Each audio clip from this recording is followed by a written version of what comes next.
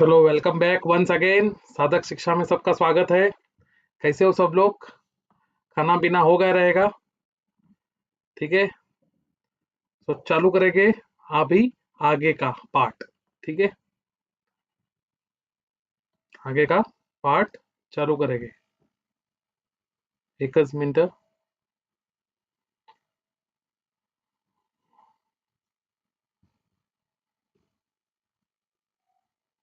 Okay, आवाज येतोय माझा? सो साधक शिक्षा मध्ये सगळ्यांचं हार्दिक हार्दिक स्वागत आहे। अपेक्षा करतो सगळेजण खूप मस्त असणार। ठीक आहे, सो आपण 3 लेसन बघितले होते बरोबर। आता आपण 4th लेसन बघणार आहोत। स्ट्रॅटेजी आपण बघत होतो बरोबर। तर चौथा लेसन आहे तुमचा effects of electric current. Effects of electric current.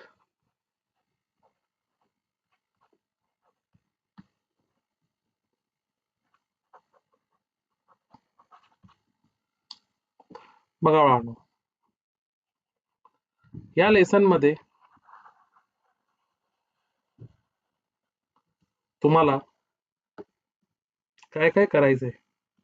सगळ्यात पहिले तर हे लेसन ऑलरेडी सांगितलं होतं वेटेज 5 मार्काचं लेसन आहे विदाउट ऑप्शन आणि 7 मार्काचा विथ ऑप्शन। तर सगळ्यात बघा पहिले टॉपिक कवर्ड कुठले कुठले होतात ते topic covered.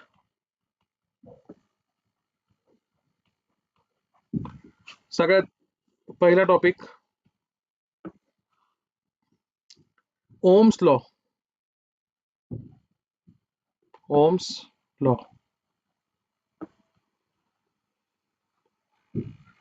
Yes or no? Ohm's law हे आपण बघायचं आहे बरोबर। त्यानंतर आहे resistance in series and parallel. Resistance in series and parallel. Clear? Resistance in series and parallel. त्यानंतर heating effect of electric current. Heating effect of electric current. हे समजलं ना बाळांनो की तुम्हाला अभ्यासचा ताण नाही आहे। हे का सांगतोय त्याच्या पाठीमागचं रिझन आहे। ठीक आहे, इलेक्ट्रिकल पॉवर अँड एनर्जी, बस संपलं। इलेक्ट्रिकल पॉवर अँड एनर्जी हे बायफर्केशन तुम्हाला खूप महत्वाचं आहे। क्लियर? आता क्वेश्चन कसे टाइपचे अराइज होतात ते आपण बघूया बरोबर। नेक्स्ट पेज वर बघू। Question type ask, questions types ask बरोबर। तर बघा सगळ्यात पहिलं न्यूमरिकल। न्यूमरिकलनी भरलेला आहे हा लेसन, तर न्यूमरिकल येणारच 3 ते 5 मार्क असे पण येऊ शकतात। ठीक आहे, तर न्यूमरिकल तुम्हाला असे असू शकतात की find the resistance, the resistance हेच येणार असं मी म्हणत नाही। ठीक आहे, या टाइप मध्ये येणार if the voltage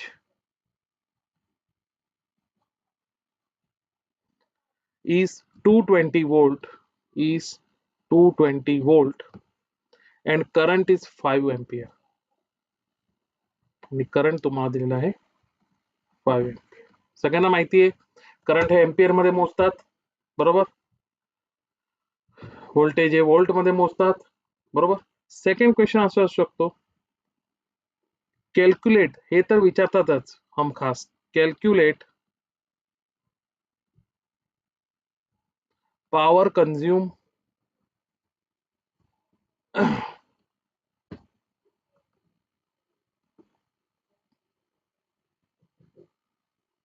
power consume, ठीक आहे. इफ 100 वॅट किंवा 100 वॉट, जसं तुम्ही प्रोनाऊन्स करत असाल, 100 वॅट बल्ब, आपण बाहेर बाजारामध्ये जातो ना आणि विचारतो की 100 वॅटचा बल्ब द्या, 25 वॅटचा बल्ब द्या, ठीक आहे. तसं इज युज्ड म्हणजे पॉवर विचारतो आपण, कॅपॅसिटी विचारतो, बरोबर. Is used for 5 hours, is used for 5 hours. Clear. तर हे झालं न्यूमेरिकल बेस्ड, बरोबर. त्यानंतर येणार डायग्राम बेस्ड, बरोबर. Diagram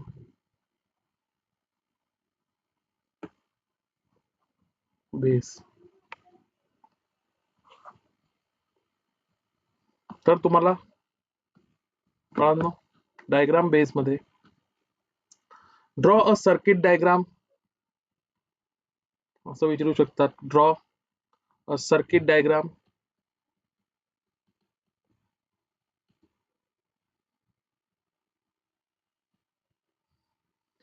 showing a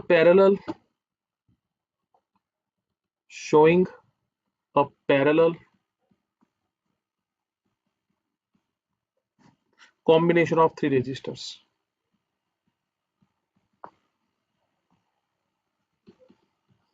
Combination of three resistors. आणि त्याचं डेरिवेशन. 3 रेजिस्टर हे पॅरलल मध्ये लावलेले आहेत. त्याच्या अकॉर्डिंग तुम्हाला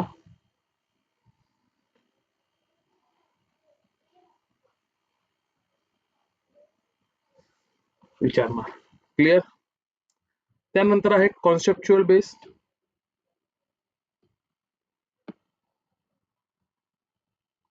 कॉन्सेप्च्युअल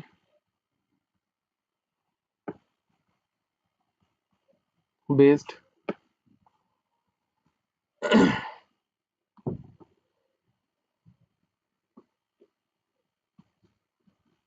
बघा, कॉन्सेप्च्युअल बेस्ड विचारणार तुम्हाला.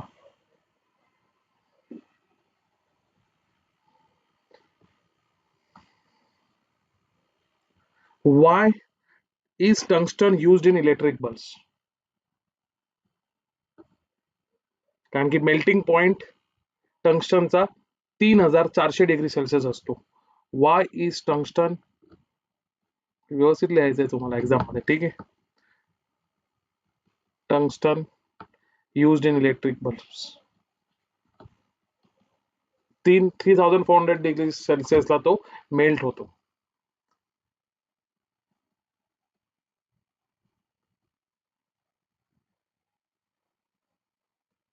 हे एक झालं. अजून सेकंड बघा, define electric power. Define electric power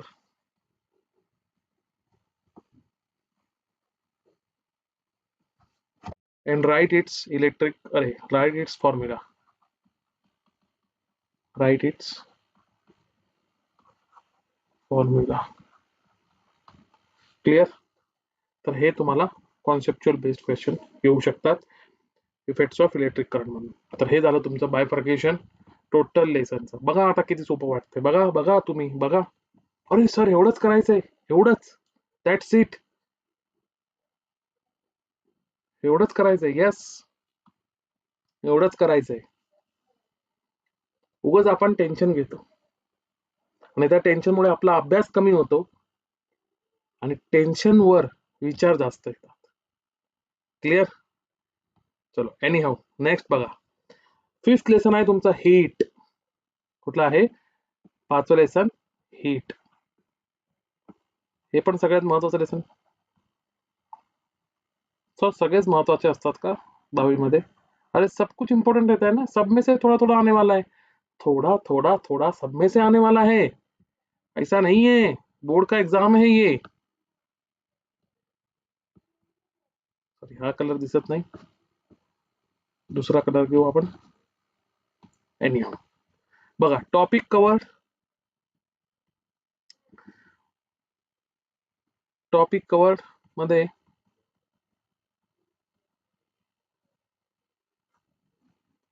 modes of heat transfer, कुठले कुठले मोडनी ट्रान्सफर होतो हीट, बरोबर ना?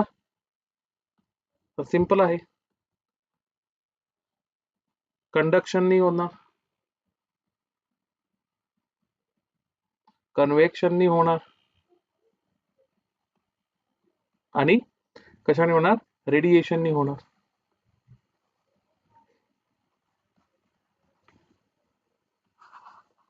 मोड कुठले कुठले आहे हीट ट्रान्सफर होण्यासाठीचा? कंडक्शन, कन्व्हेक्शन आणि रेडिएशन, हे तुम्हाला माहिती पाहिजे.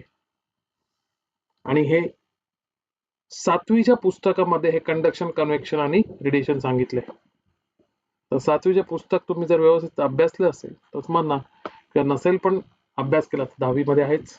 ठीक आहे. त्यानंतर specific heat capacity, specific heat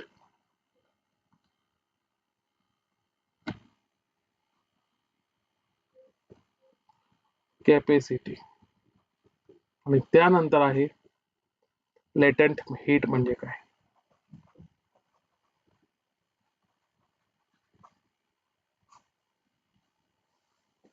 झालं, संपलं विषय, बस एवढंच.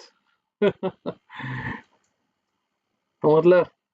याच्यावर क्वेश्चन टार्गेट होतात म्हणजे होतात, तर समजून घ्या मी काय सांगण्याचा प्रयत्न करतोय तुमच्या समोर. मी तुम्हाला आता या मोमेंटला अख्खं पुस्तक नाही शिकवू शकत, मी काय कोणी नाही शिकवू शकत. ठीक आहे. आणि जे कोण शिकवत असणार त्याचं मला माहित नाही, ते तुम्हालाच माहिती. ठीक आहे. पण नाही शिकू शकत. पण मी तुम्हाला गाईडलाईन आता करू शकतो या 11th मोमेंटला. जेव्हा मी शिकवणार तेव्हा तुम्ही नंतर बघा. ठीक आहे. कदाचित तुम्ही 11वी 12वी मध्ये असणार, तिथं तुम्ही जर आले तर तसं तुम्हाला दिसणार, कारण की 11वी 12वी पण शिकवतो मी. ठीक आहे. एनी हाऊ, चलो. Question type ask in board exams. Question type, त्याचेच क्वेश्चन टाइप आस्क्ड. बघा तो asked, asked sir, asked, asked. D silent असतो काहीतरी.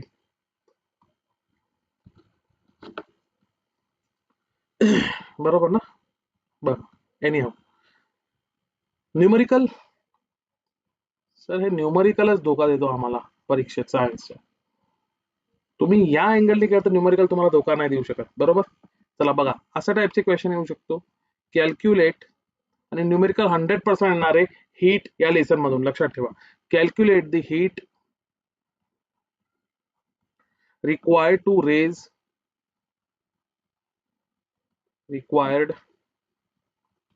raise the temperature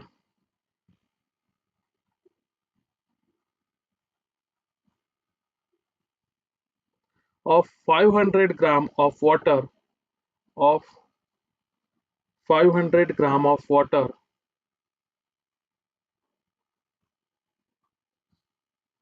from 20 degrees Celsius,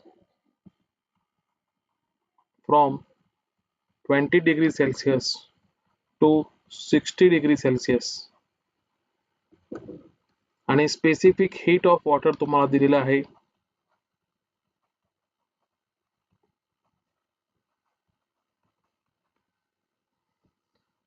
4.18 joule per gram degree Celsius.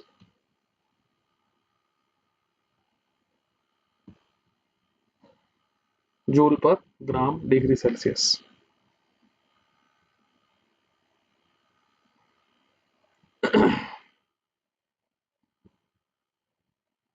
Clear?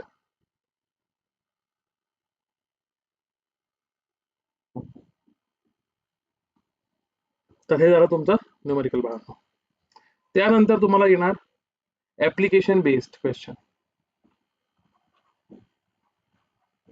Application based. Why do black surface हे येतच. Why do black surface किंवा surfaces absorb more heat. म्हणूनच तुम्हाला म्हणतात की उन्हाळ्यामध्ये पांढरे कपडे घाला, काळे घालू नका. समजलं? चला एनी हाऊ. तर न्यूमेरिकल आणि ऍप्लिकेशन बेस्ड हे तुम्हाला या क्वेश्चन मधून विचारू शकतात. 3 मार्काचं जवळपास लेसन आहे विदाउट ऑप्शन हीट, लक्षात ठेवा. ठीक आहे. त्यानंतर आपण येऊ. आता तुम्ही म्हणणार सर तुम्ही हे सगळं का देताय? अरे मला सांगा की तुम्हाला सपोज एक मोठी सिटी आहे आणि ते तुमच्यासाठी अननोन आहे. काय आहे? अननोन. आता अननोन सिटी मधून तुम्हाला एका पर्टिक्युलर पॉइंट वरनं दुसऱ्या पॉइंटला जायचंय. आता तुम्हाला ऍड्रेस माहिती आहे, बरोबर? सगळ्यात पहिले तुम्हाला काय माहिती पाहिजे? ऍड्रेस माहिती पाहिजे. जर ते ऍड्रेस प्रॉपर नसेल तर तुम्ही ती डेस्टिनेशन पर्यंत पोहोचू शकणार नाही, बरोबर? तर तुम्हाला पाथ दाखवणारा कोणतरी पाहिजे ना, की या पाथने जावा, या रोडने जावा, या लँडमार्कने जावा, इथून जावा, इथून टर्न मारा, किंवा कोणतरी तुम्हाला सांगणारं मार्गदर्शक पाहिजे. तर हे मार्गदर्शन करण्याचं मी काम इथं करत आहे. तुम्हाला सोपं करून देतोय की तुम्हाला अभ्यास काय करायचा आहे. आणि मी 101% शुअर आहे की जर तुम्ही हे केलं, या स्ट्रॅटेजीने तुम्ही गेले तर 40 पैकी 40 पण मार्क सहज पडू शकतात. 30 मार्क, 25 मार्क, 35 मार्क हे तर सोडून द्या, हे तर पडणारच आहे.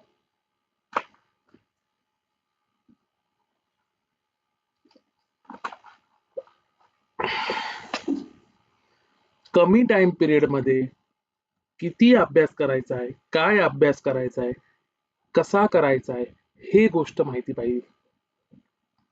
नाहीतर तुम्ही पुस्तक वाचणार, तुम्ही काही नोट्स काढले असतील ते वाचणार, तुम्ही भरपूर काय काय डायजेस्ट यूज करणार, भरपूर ऑनलाईन लेक्चर्स बघणार, त्यातून काही साध्य नाही होणार. साध्य होणार पण तुम्हाला जे साध्य करायचे ते साध्य नाही होणार. कळतंय? सो समजून घ्या. ठीक आहे. चलो एनी हाऊ आपण नेक्स्ट टॉपिक वर मूव्ह करू स्वतःला. ठीक आहे.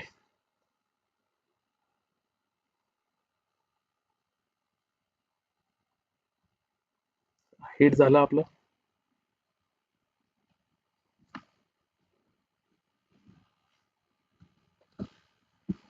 नेक्स्ट टॉपिक तुमचा आहे chapter number 6, refraction of light. Refraction of light. Refraction म्हणजे एका मीडियम मधून दुसऱ्या मीडियम मध्ये लाइट रेज हे काय होते? पार होते. यहां से वहां पार होना लाइट का, उसको हम रिफ्रॅक्शन बोलते हैं. आणि एका मीडियम मध्ये जाऊन परत येणे त्याला म्हणतो रिफ्लेक्ट होणे. ठीक है. या सगळ्या गोष्टी सर हमको पता है ना सर, तुम जो इम्पोर्टेंट है वो बताओ ना, क्यों खाली फुकट टाइम पास कर रहे हो सर तुम. चला बघा, लॉज ऑफ रिफ्लेक्शन, बरोबर? Laws of refraction, Snell's law, it's very very very important. Snell's law. आणि थर्ड पॉइंट इथं मी लिहितो, refractive index.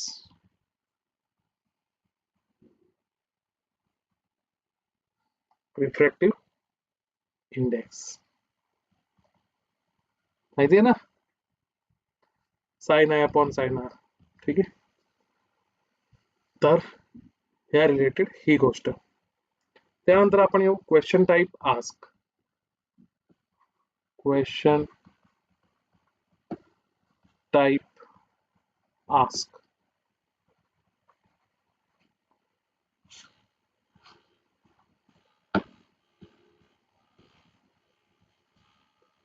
Sir numerical, numerical sir सब में आहे क्या?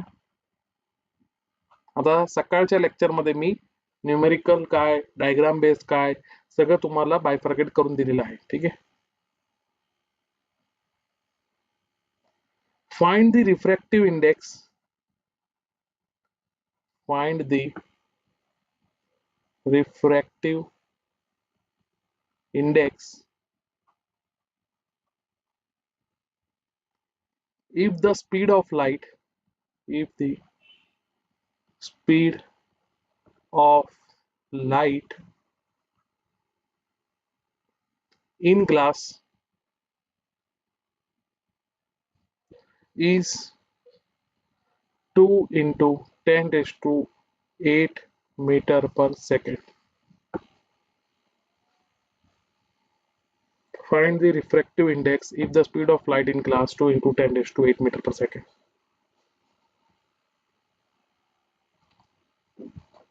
एकच मिनिट.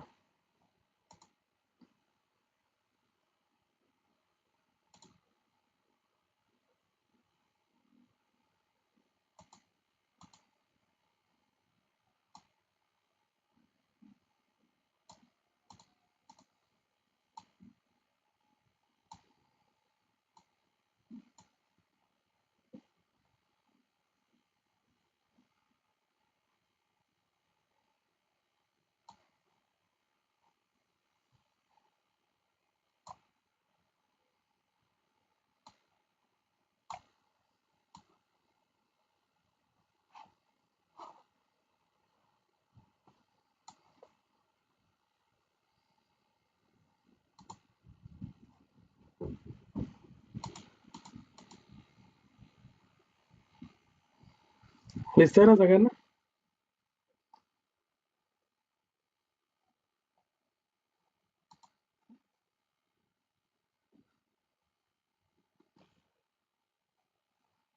एकच मिनिट. चला क्लिअर आहे इथपर्यंत? इथपर्यंत समजलं सगळ्यांना? कोणाला काय doubt?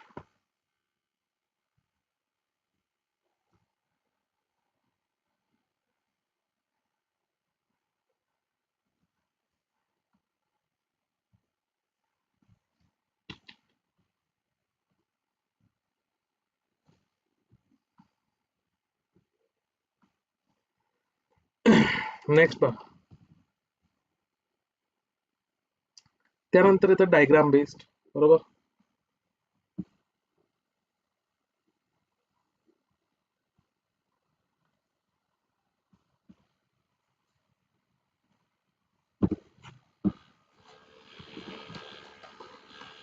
Draw a ray diagram, draw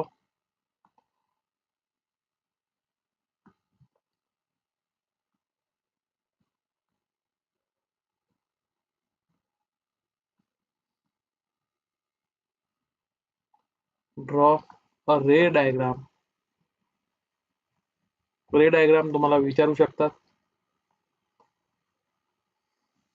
for refraction through, for refraction through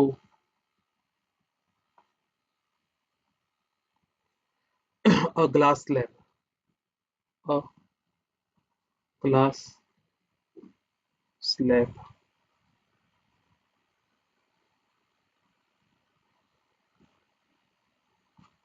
ठीक आहे.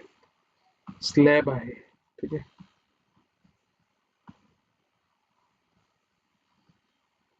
काय होतंय?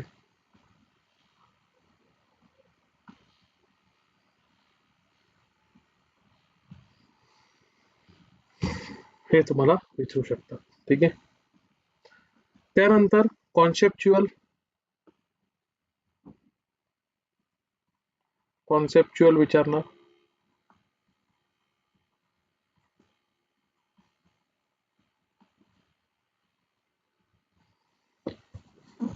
Why does a pencil appear bent in water? Why does a pencil appear bent in water.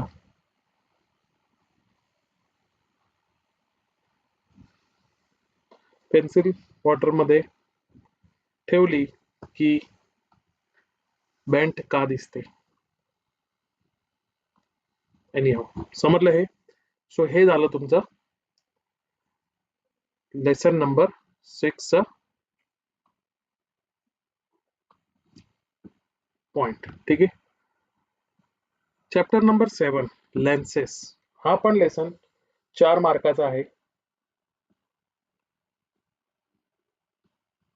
Lenses. तर या लेसन मध्ये तुम्हाला कॉन्व्हेक्स कॉन्केव्ह लेन्सेस बद्दल माहिती पाहिजे. बरोबर. तुम्हाला जर कॉन्व्हेक्स कॉन्केव्ह लेन्स माहित नसतील तर अवघड आहे. आणि तुम्हाला हे पण माहिती पाहिजे कॉन्केव्ह कॉन्व्हेक्स मिरर. ठीक आहे. दोन्ही एकमेकांचे काय आहेत, वेगवेगळे आहेत. ठीक आहे. Convex concave lenses. लेन्सचा फॉर्म्युला सगळ्यात महत्वाचा. ठीक आहे. Lens formula. त्यानंतर आहे मॅग्निफिकेशन.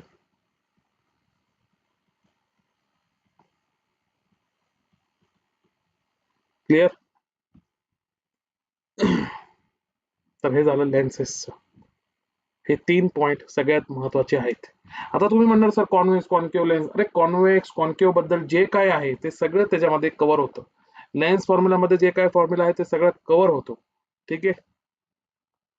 लक्षात ठेवा. चला नेक्स्ट क्वेश्चन टाइप.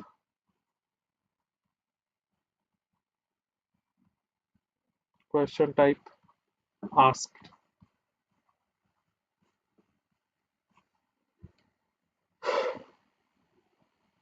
आवाज क्लिअर आहे ना माझा? आवाज येतो ना सगळ्यांना?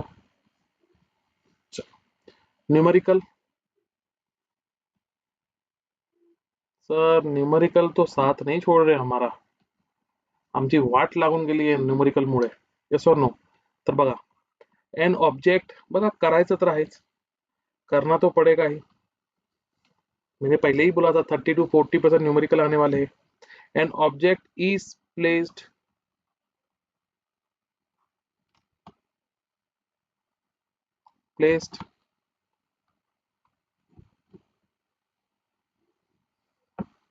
10 centimeter from a convex lens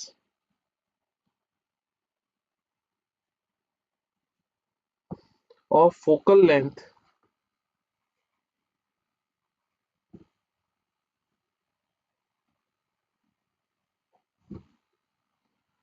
5 centimeter. Find the image distance. Find the image distance. So this is type of question asked. आता याच्यामध्ये तुम्हाला पॉवरचं रिलेटेड, ह्याच्या रिलेटेड सगळं विचारू शकतात. ठीक आहे. ह्युमन आय, भरपूर काय काय गोष्टी याच्यामध्ये येऊ शकतात. ठीक आहे. मायोपिया, मेट्रोपिया, ठीक आहे, हायपरमेट्रोपिया, या सगळ्या गोष्टी तुम्हाला येऊ शकतात. ठीक आहे. लक्षात ठेवा. तो म्हणणार तुम्ही ते तर नाही सांगितलं. अरे भाऊ त्याचाच आतमधलं पार्ट आहे हा. ठीक आहे. त्यानंतर नेक्स्ट बघा application sorry diagram based.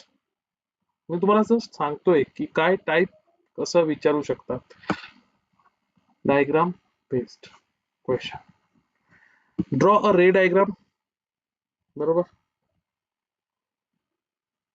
Draw a ray diagram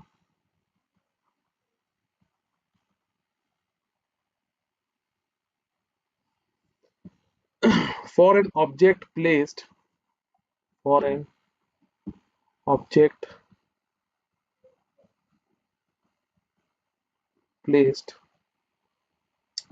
f and 2f in a convex lens. असं पण हे असं दाखवून हे स्टेटमेंट देऊन सेंटेन्स देऊन तुम्हाला हे पण सांगू शकतात की एमसीक्यू विचारू शकतात. ठीक आहे. व्हर्च्युअल आणि इरेक्ट आहे, इन्व्हर्टेड आहे, रिअल इमेज आहे, काय आहे. ठीक आहे. आणि लास्ट आहे याच्यामध्ये ऍप्लिकेशन बेस्ड. इथंच देतो.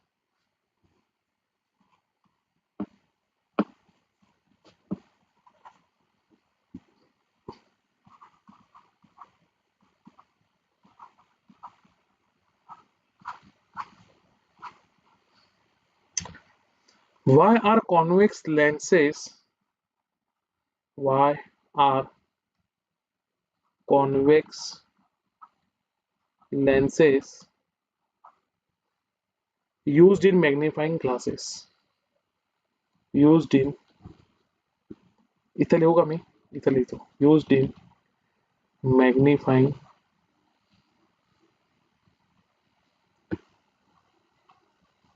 glasses. क्लिअर? समजतंय का? बघा, हे कधी केलं होतं का तुम्ही? खरं खरं सांगा, हे केलं होतं का?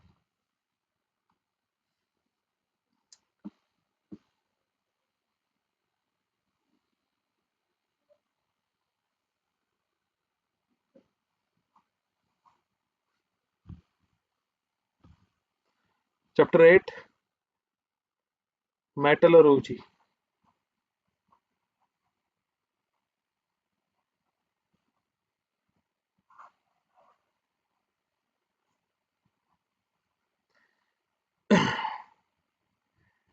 Extraction of metals.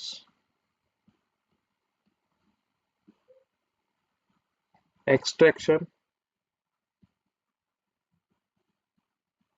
of metals. ठीक आहे. Second point corrosion. आता एक्सट्रॅक्शन मध्ये सगळंच काय आलं मेटलचं, बरोबर? मेटलचे, नॉन मेटलचे या सगळ्या प्रॉपर्टीज तुम्हाला बघायला लागतील, बरोबर? कुठलं डक्टाईल आहे, कुठलं सोनॅरिटी आहे. ठीक आहे. या सगळ्या गोष्टी तुम्हाला त्याच्यामध्ये आल्या. ठीक आहे. Corrosion, all अलॉईज. अलॉईज वर पण प्रश्न येतात, कोरिजन वर पण येतात, एक्सट्रॅक्शन वर पण येतात. 101% शुअर शॉट. ठीक आहे. चलो एनी हाऊ. तर हे झालं तुमचं metallurgy bifurcation. Question type ask.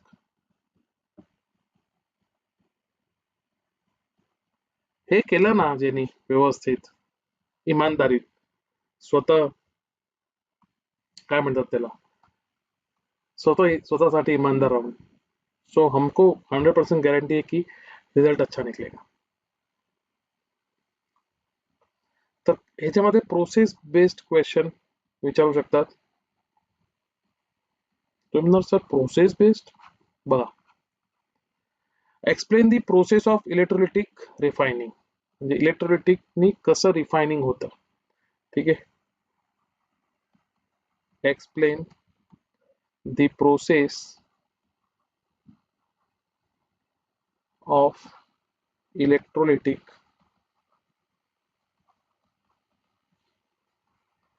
Refining.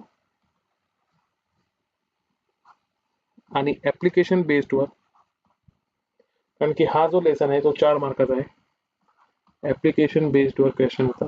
इथं काय तुम्हाला न्यूमरिकल नाही आहे, सो घाबरू नका बाळांनो. तर ऍप्लिकेशन बेस्डला why does iron rust, why does iron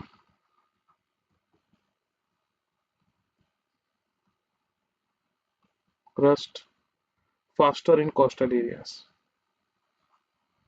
faster in coastal areas.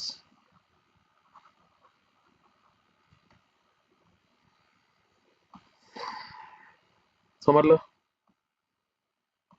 कळतंय का? Anyhow, chapter number 9, one of my favorite chapter of old syllabus. Carbon compounds.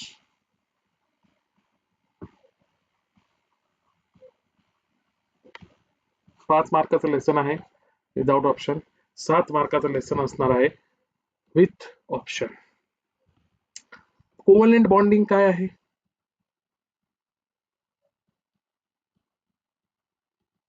Sharing of electrons वगैरे. ठीक आहे. कॅटलिस्ट काय आहे ते पण येऊ शकतं. Functional group, functional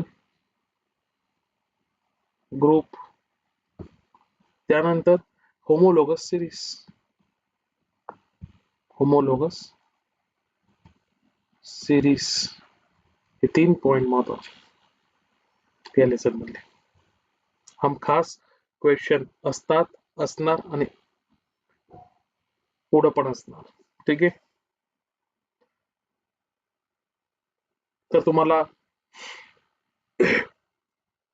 electron dot structure या सगळ्या गोष्टी विचारणार. ठीक आहे.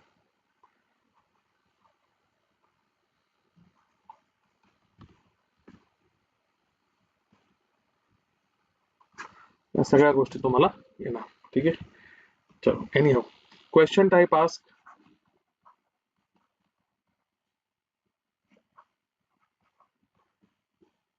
बघा लिहिण्यात जे मजा असते ना ते पीपीटी मध्ये मजा नसते बघा. सो म्हणून मी तुमच्या समोर पीपीटी नाही घेऊन आलो इथं. ठीक आहे. पीपीटी मध्ये मजा नसते. ठीक आहे. आस्क. ठीक आहे. चलो एनी हाउ हे पटापट लिहिलंय म्हणजे ह्याला नका तुम्ही गृहीत धरत चालू. बरोबर. स्ट्रक्चर बेस्ड,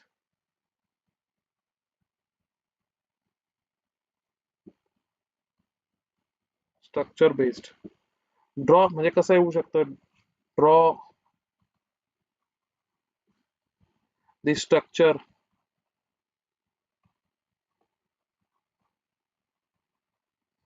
ऑफ इथेनॉल आणि propionic acid, of ethanol and propanoic acid. Ethanol आलं म्हणजे OH ग्रुप आलं, OH फंक्शनल ग्रुप. प्रोपेनोइक म्हणजे कार्बोक्सिलिक ग्रुप आलं.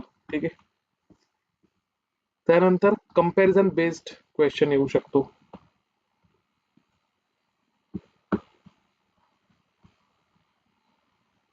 Comparison based question. Comparison based मध्ये differentiate between alkanes and alkenes. Alkanes, oh sorry, it's my mistake. Alkanes and alkenes किंवा alkynes.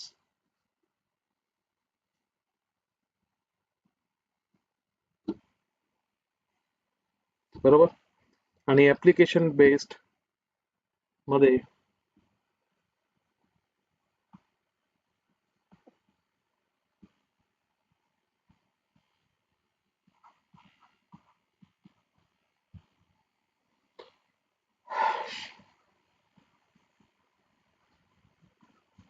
Application based मध्ये तुम्हाला पाहतो. Why is ethanol used as a solvent? Why is ethanol is used as a solvent? इथेनॉलला काय use करतात as a solvent? कळतंय का? So this is your 9th chapter bifurcation. Clear आहे इथपर्यंत?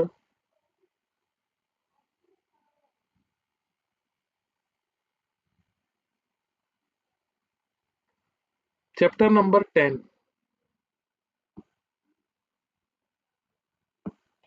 Chapter number 10 last lesson space mission.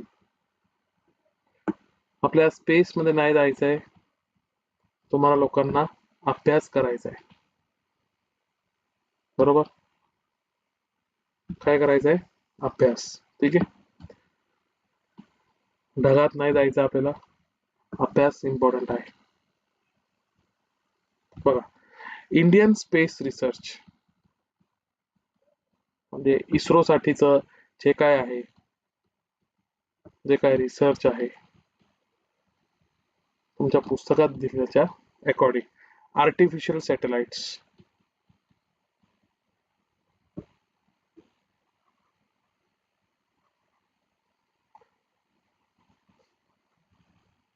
Artificial satellites, ठीक आहे.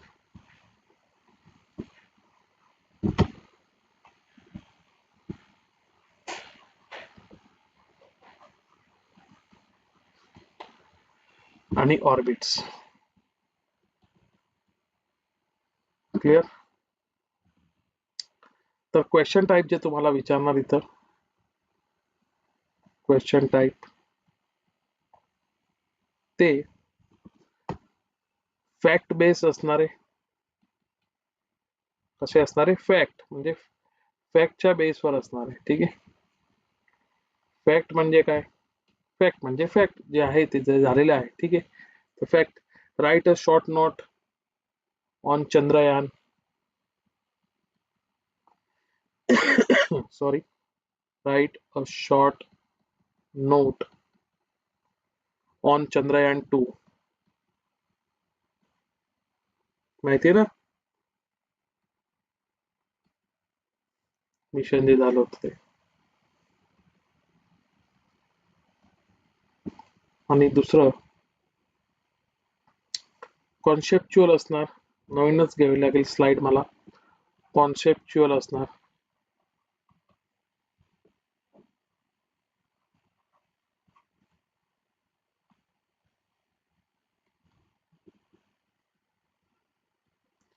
How do Jio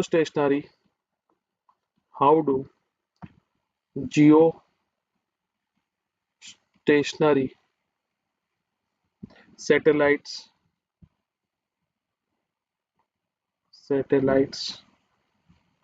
help in communication.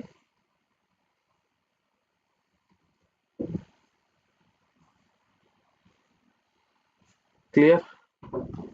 तर बाळांनो, this is your whole science 1 all chapters bifurcation in strategic mode.